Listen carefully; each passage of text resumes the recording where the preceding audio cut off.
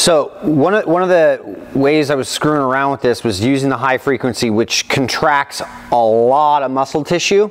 But what happens when we have that constant contraction on with the Mark Pro is that the contractions start to release. So we have a lot of the motor units that start to give up. So as we fire in electrical current, the motor units get stimulated and the fibers start to contract.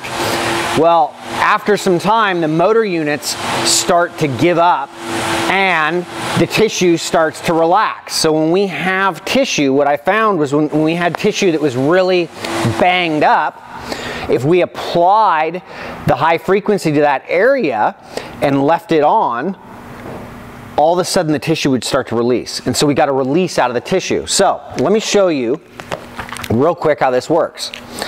If I take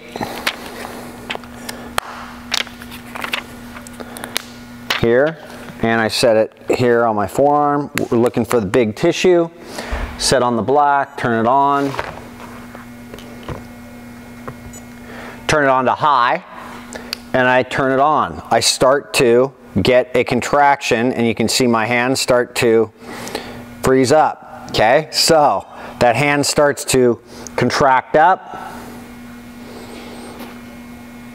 and then all of a sudden I'm able to start to open back up as everything starts to dissipate. And it may take a minute, but as you can see, I couldn't do this when we first started, and it's starting to open back up, which means the tissue is starting to relax.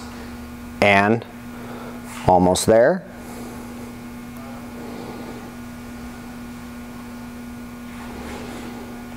And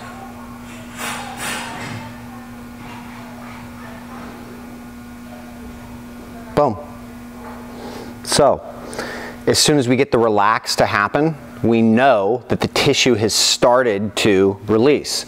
So if we're looking for an area of the quadricep or the calf, we would bring the intensity slowly up to a point to where we can handle it, right? So my forearm and hand, that was about a 4.5. There's areas we could bring up to that 9, but I would not be able to handle a 9 with this tissue here, okay?